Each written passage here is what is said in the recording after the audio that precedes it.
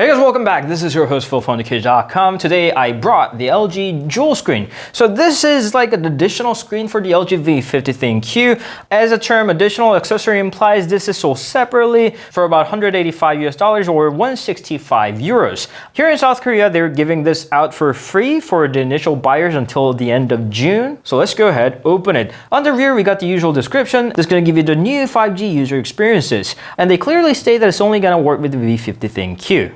Alright, so inside the packaging is pretty simple. We got the dual screen itself. They tell you how to attach or detach it. There's a little quick start guide and that's it. This is the front panel, LG dual screen, and here's a little hole that's gonna let the sound go through. And on the right hand side, there's a little notification LED because this panel isn't a screen. When it's closed, you can't really see anything. On the left are the volume buttons and the Google Assistant buttons or the button holder, because on the inside, all they really do is push the buttons on the phone. On the right hand side is a hole for the power button. And on the inside is finally the screen. 6.2 inches of Full HD OLED panel. Note that it's got a different resolution and the size from the main one. On the inside is the giant hole for the camera department and the fingerprint reader, along with the 3 terminals to connect the cover to the phone. These POGO pins only transfer power. The display signal itself is transmitted through the wireless signal. And on the phone are also the 3 POGO pins. Unfortunately, it seems like only South Korean models have these pins. The American and European models do not seem to have these. I don't know why. Maybe operators didn't want it. But for now, it seems like the dual screen case is only gonna work with the Korean version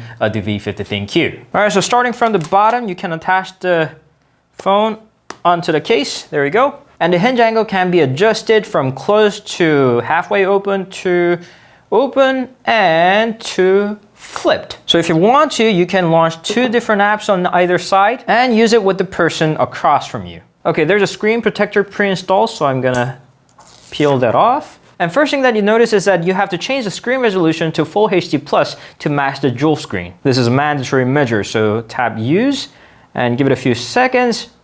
You're gonna have another screen on the left-hand side. There's a little thing called the dual screen tools. You can turn it off, put main screen to sleep if you only wish to use the top screen, show main on dual screen, and you can swap screens. So start by launching an app on one side and launching another one, say, settings on this side. You can have 2 different apps on it. You can swap the screens, and you can notice that these have different white balances, and unfortunately you can't manage the color of the dual screen, so you may try to match the main screen's color balance to that, but it doesn't seem like it's going to be easy. There's also dual screen options, so you can decide whether to turn that dual screen tool on or off and change the brightness of it, give it a separate wallpaper, or designate an app that's gonna launch automatically when you turn on the dual screen. Like you watch the YouTube videos a lot, you can decide to launch YouTube or web browser or a specific game or whatnot. Talking about games, you can have the virtual gamepad on it. There are different number of styles. Of course, it's gonna only work with the games that support the hardware gamepad, but you can have different styles starting from console style, racing style, arcade style,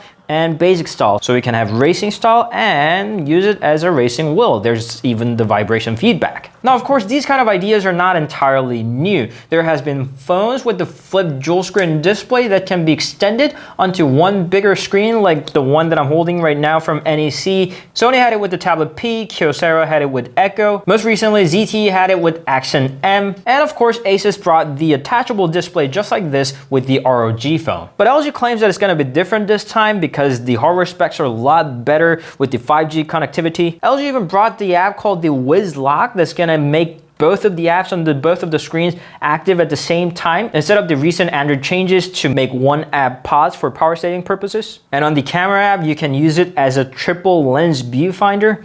You can have all 3 angles, or you can use it as the mirror mode, or as a giant selfie flash with custom white balance. Really, the use case here could be endless, depending on what 2 apps you want on the screen. First of my initial thoughts include that it's quite heavy. Combined together, it weighs 318 grams. And also, it's quite tricky to reach the volume rocker on the side when it's opened, because it's hidden behind the back. And the wireless charging works with the case attached, but when you flip it, it obviously doesn't. It sure seems like an interesting idea brought back from the past. We'll have to see how useful it is in real life. And we'll be back with the review pretty soon on both the V50 ThinQ and the dual screen attachable accessory. Thank you always for watching. If you have any questions, please do leave them down on the comment section below.